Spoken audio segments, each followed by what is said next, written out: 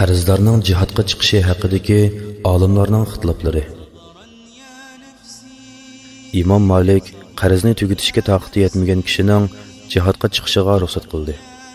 Imom Avzai qarz berguchining ruxsatisiz qarzlarning jihadga chiqishini durust sanadi. Ammo Imom Shafi'i bu ikkisining qarishiga qo'shilmadi.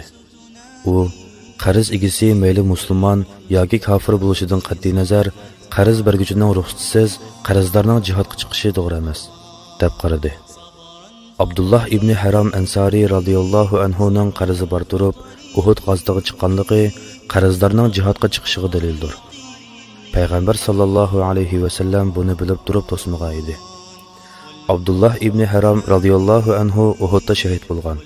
Uning qarzini o'g'li Jabir radhiyallohu anhu uningdan keyin to'lab o'tgan.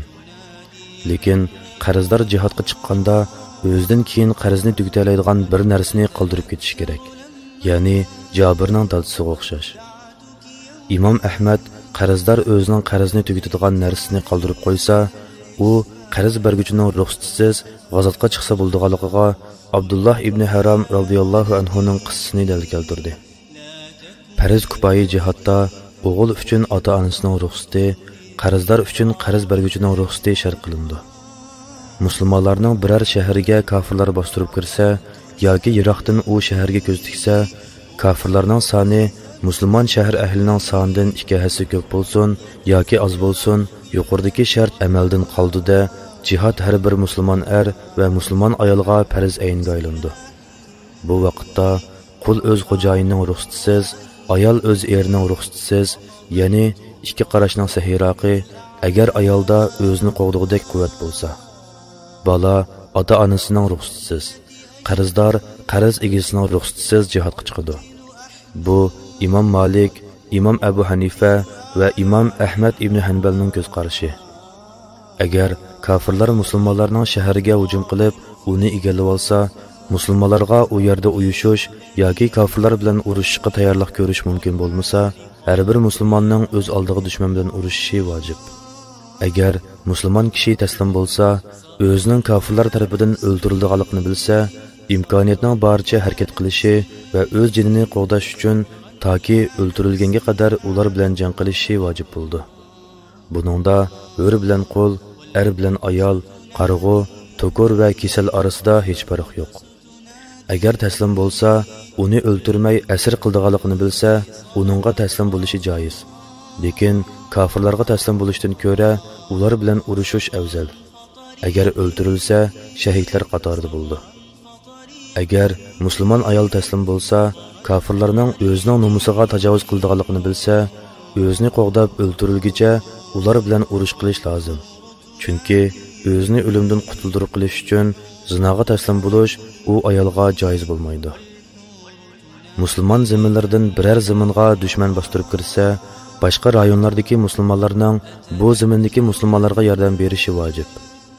Agar dushman bir kishining zamindan namoz qasr qilinadigan musofigachilik orliqqa tushsa, shu zamin ahliga jihad farz bo'lgandek, uning ustiga ham jihad farz bo'ldi. Imom Mavardi bu xil holatda ularga qarshi urush qilishning vojibligining sababini bayon qilib mundaq deydi. Chunki bu dushman zaminiga yurish qilingan jihad bo'lmasdan, balki islom zaminlarini kofirlardan qo'g'daydigan qo'g'danish jihadi. Shunga bu urush taqti yetgan har qanday kishining ustiga farzdir. Musulmonlarning biror shahriga kofirlar bostirib kirganda namoz qasr qilinadigan musofa ishidagi barliq musulmonlarning shu shahar ahliga, ya'ni shu shahardagi musulmonlarga yordam berishi vojibdir. Agar ular dushmanga ojiz kelsa, ulardan yiroq barliq musulmonlarga jihadga chiqish vojib bo'ldi. Agar kofirlarga qarshi yetarli kishilar jihadga chiqsa, boshqa kishilardan gunoh saqit bo'ldi. Lekin ular katta ajr va mislsiz savobdan quruq qolgan bo'ldi. Bir qism olimlarning qarashida, kofirlar biror shaharga besib kirgan vaqtda shahar ahliga eng yaqin musulmonlarga, ondan ularga yaqin bo'lgan atrofidagi musulmonlarga toki kofirlar bu shahardan chiqarilib, bu shaharning ozod etilganlik xabari yetgunga qadar ularni qutqizish va ularga yordam berish hech qanday shartsiz vojib bo'ldi, deb qayd qilingan. Agar kofirlar shahar va turalg'u rayonlardan yiroq kishilar yashamaydigan islom diyoridagi tog', tuzlanlik yoki biror makonni egallab olsa, bu makonni ozod qilish uchun musulmonlarning umumyuzlik chiqishi vojib.